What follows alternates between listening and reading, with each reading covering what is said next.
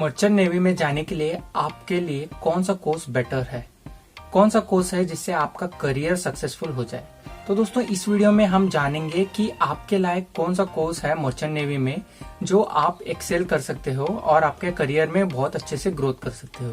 तो नमस्कार दोस्तों, सेलर ज्ञान में आपका स्वागत है। मैं आपका सेलर फ्रेंड शुभम। आज आया हूँ एक नया टॉपिक लेके, तो लेट्स गेट स्टार्टेड।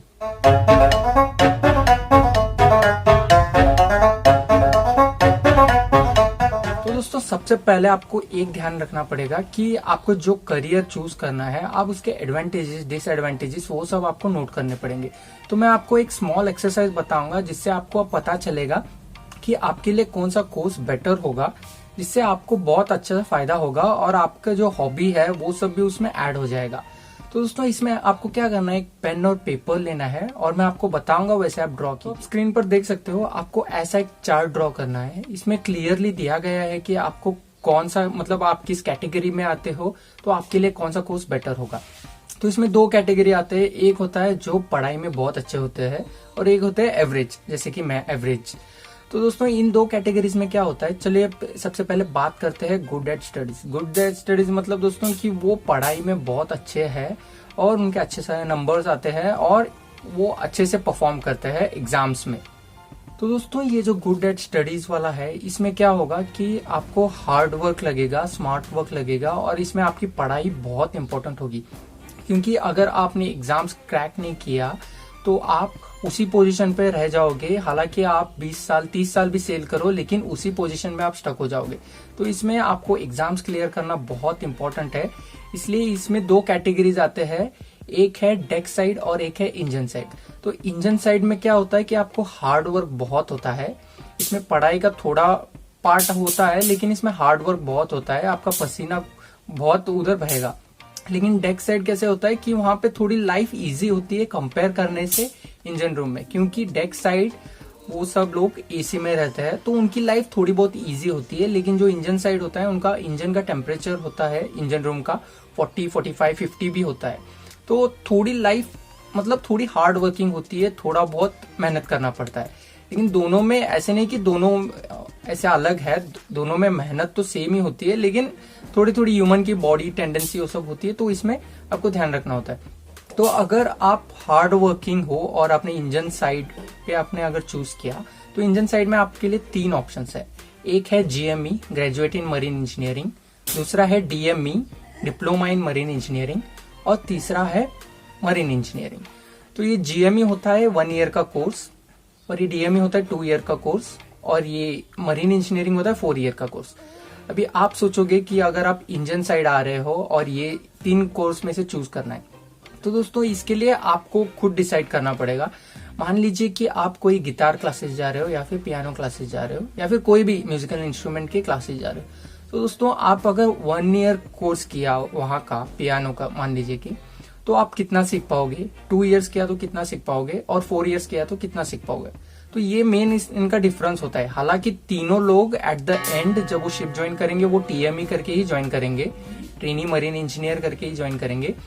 लेकिन डिफरेंस इतना होता है कि अगर आपने कंपेयर किया 4 साल जो पियानो सीखा है उसका परफॉर्मेंस और जो 1 साल पियानो सीख रहा है उसका परफॉर्मेंस, तो आपको पता चलेगा थोड़ा बहुत डिफरेंस। क्योंकि जो 4 ईयर्स का होता है उसमें बहुत डेप्थ तक होता है और बहुत सारा सिखाया जाता है, और DME में थोड़ा मीडियम लेवल, ये डिप्लोमा लेवल के बच्चों के लिए होता है, और GME में आप बीटेक होते हो, इसलिए आपको सिर्फ थोड़ा सा सरफेस वाला नॉलेज दे के उनको भेज दिया जाता है। तो आप ये सब ध्यान में रख के आप कोर्स चूज कर सकते हो। तो चलिए इसके बाद में बात करते हैं डेक साइड वाली, जो स्मार्ट वर्किंग पीपल होते हैं। इनका हार्ड वर्क होता है लेकिन उतना नहीं होता जितना कि इंजन साइड वालों का होता है। ये स्मार्ट वर्किंग पीपल होते हैं। तो इनमें आपको 2 कोर्सेस है, एक है DNS और एक है BSc। DNS और BSc, DNS 1 साल का होता है, BSc 3 साल का होता है। DNS में आपको 1 साल में ही करके वो भेज दिया जाता है शिप पे और आपका उधर 18 मंथ्स का सी टाइम होता है। लेकिन BSc में आप 3 साल कॉलेज में सीखते हो। तो आपको डिफरेंस तो पता चला ही होगा कि जो 1 साल में जितना पियानो वाला सीखेगा वो 3 इयर्स में, मतलब डिफरेंस तो होगा ही। तो थोड़ा बहुत मतलब पढ़ाई में होगा, प्रैक्टिकल में होगा, लेकिन आपको कहाँ तो कहाँ कॉम्प्रोमाइज करना पड़ेगा। अगर आप ईयर सेव करना चाहते हो तो थोड़ा ये करना पड़ेगा। मतलब कैसे होता है कि अगर आप डीएनएस करके शिप पे जाओ तो आपको स्टाइफन मिलेगा, 18 मंथ जो सेल करोगे उसका स्टाइफन मिलेगा, थोड़ा बहुत पैसे आएगा और आपको थोड़ा मतलब मराठी में एक टर्म है कि दुनियादारी, तो आपको दुनियादारी पता चलेगी कि कैसे ट्रेड करना है, कैसे लोगों से बात करना है, वो सब आप वहां पे सीख सकते हो। लेकिन अगर आपने बीएससी किया तो आपको 3 इयर्स में बहुत सारा आपको शिप रिलेटेड नॉलेज मिलेगा, डेक साइड वाला बहुत सारा नॉलेज मिलेगा कंपेयर टू डीएनएस। और इनका सिर्फ 6 मंथ्स का होता है, इसके बाद में ये अपनी प्रमोशन एग्जाम के लिए एलिजिबल हो जाते हैं। तो आप ये टेबल से आप पता कर सकते हो कि आप किस साइड के लिए अच्छे हो। ये तो था गुड एट स्टडीज वाला। अभी इसके बाद में जो नेक्स्ट कैटेगरी है ये है एवरेज स्टूडेंट्स वाला। अभी एक बात कहना चाहता हूँ, एवरेज मतलब आप ऐसे मत सोचिए कि भाई ये हमें बोल रहा है कि इसको कुछ नहीं आता, इसको ये पढ़ाई में ठीक नहीं है। मैं भी एवरेज हूँ, लेकिन कैसे होता है कि अभी मेरा देखिए, जो मेरे फ्रेंड्स है वो गुड एट स्टडीज वाले, मतलब वो बंदे सिर्फ 1 घंटा जो पढ़ेंगे वो मुझे सेम पढ़ने के लिए 4 से 5 घंटे लगेंगे। सेम पढ़ने के लिए कंसेप्ट सेम होगा, सब कुछ सेम होगा, इवन जितना मटेरियल है वो भी सेम होगा, लेकिन क्या है मेरी कैपेसिटी उनसे कम है, तो मैं एवरेज कैटेगरी का हूँ, लेकिन उनकी कैपेसिटी बहुत अच्छी है। तो वो थोड़ा गुड एट स्टडीज वाले हैं, उनको बहुत इजीली सब कुछ अडेप्ट कर लेते हैं, बहुत इजीली सब कुछ एब्जॉर्व कर लेते हैं। तो ये जो एवरेज स्टूडेंट्स है जिनको थोड़ा पढ़ाई में दिक्कत होती है, तो इनके लिए ये जीपी रेटिंग जा सकते हैं आफ्टर 12th। तो जीपी रेटिंग में एक बात बताना चाहता हूँ कि हार्ड वर्किंग बहुत होता है, क्योंकि ये क्रू साइड आते हैं तो इनका बहुत सारा हार्ड वर्क होता है। अगर लकीली हो, और ऐसे नहीं है कि क्रू साइड कभी ऑफिसर्स नहीं बन सकते, ऐसे बहुत सारे चीफ इंजीनियर्स और कैप्टन्स है जो स्टार्ट किया था उनका जीपी रेटिंग से, लेकिन वो अभी कैप्टन और चीफ इंजीनियर बन चुके हैं, क्योंकि वो बाद में अडेप्ट कर लिया सभी एनवायरनमेंट को, अच्छे से पढ़ाई की और फिर सभी क्लियर करते गए। वो बिना डिग्री के होते हुए भी अभी चीफ इंजीनियर और कैप्टन बन के सैलरी ले रहे हैं। तो दोस्तों ये था एक सिस्टमेटिक प्लान, आप इसको चाहिए तो फॉलो कर सकते हो, क्योंकि कैसे होता है कि 12th होने के बाद आपको कंफ्यूजन होता है कि भाई मैं कौन सा कोर्स करूं, कौन सा मेरे लिए बेटर है। तो आप ये सब आप देख सकते हो, आप चाहिए तो इवन फीस स्ट्रक्चर भी कंपेयर कर सकते हो।